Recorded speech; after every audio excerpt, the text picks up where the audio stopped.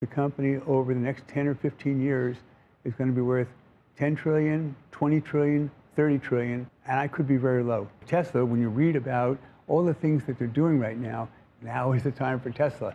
And I think that Tesla, I think it's going to be 2,000 or 2,500 over the next 10 years, 1.5 or 1 3/4 or a little bit more IPO. 10, 20, 30 times that amount. You should try to figure out for your families how you can get to own some SpaceX. It will be the largest company on the planet. One of the directors said to me, Ron, if you're asked that question because they think you know and you don't know anything, and I really don't know anything, just say you don't know. So I don't know. I'm not betting on that. They're able to accomplish a lot the way they are structured right now. Pluses and minuses, I think there's good reasons why you should do it and good reasons why you shouldn't do it. And whatever he decides is the best thing to do, when you're worth trillions of dollars ultimately for him, he's not doing this to make as much money as he can. He's doing this because he has some feeling about the planet. Maybe it makes it easier to operate, which is true, I'm sure. But then you get a different valuation on the company, which is also true. So I don't know what he's going to do. But whatever he does, I'm sure there will be good rationale for it. And whatever he does, it's very unlikely that I would say it's not a good idea. How do I know? They're getting you to space. And the things they're doing in space are different than anything that anyone can do on this planet. It's really nice that the stock is going to be priced higher when they get public. I'm buying, so at the IPO price, I've got an order for $1 billion.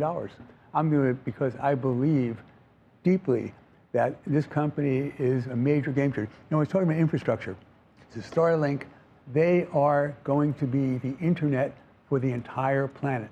The internet for the entire planet. Nobody can do this except for them. So Starlink alone, I think, can be worth $14, $15 trillion. Starlink alone. They have 10,000 satellites now. They're on the way to 20,000. They have 9 million customers last year. They have 15 million this year. They're going to grow 50% a year. They could have 300 million customers in 10 years. Then they got enterprise, then they got the government. And there's 8 billion people on the planet, 3 billion don't have the internet. Can't compete with a guy who has all those satellites up there already and all those customers and already serving, and he's going to be like a virtual network. And sooner or later, one of these big telcos is going to sell them access to the city. If you have more than 50% of the people doing business with you on the internet, you are the internet. I think the opportunity is somewhere around $1 trillion of annual revenues for him, maybe making 70, 80% profit margin. That could be worth $14, $15 trillion alone, just Starlink. Is there ever His advantage is he innovates faster than anyone else. So the culture, innovate fast and perform and do things better than other people. And then when they look at how much things cost, he knows how much everything costs. And if he's not being charged the right amount, and if they're making too much of a profit, then he's going to do it himself. They're a terafab. So he needs to have 50 times the number of chips, the number of compute that's available right now. 50 times. So he goes to TSMC and he goes to Samsung. They got great businesses.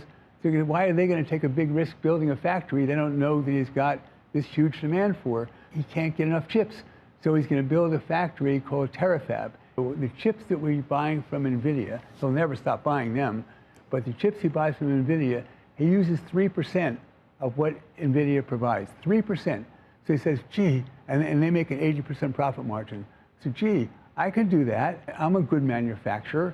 And what I can do is I have ideas on how we can make them faster, cheaper, simpler. And I can do that. And when he does that, he's going to build this facility. He's going to make the chips at a fraction of what's going to cost to make 50 times as many as the whole world is producing. So it's Starlink, it's Starship, it's Compute AI. Grok is like Anthropic. And so Anthropic invested in compute, and they've done amazing. They've grown from $9 billion of annualized revenues to $40 billion in 4 or 5 months. $9 billion to $45 billion. The opportunity is something like 27 trillion a year, and they're at 45 billion. And Grok is the same thing. Grok, what Elon thought, is what we need is compute. That's the limiting factor, compute. So he invested in compute. The other guys all invested in software. Now they've just announced a deal. Anthropic is going to use the compute that we've built in Memphis. We build it cheaper, faster, and better than anyone else. Super fast. That's us. So the idea about betting against someone, you never bet against the guy with superpowers who would never give up. That's him.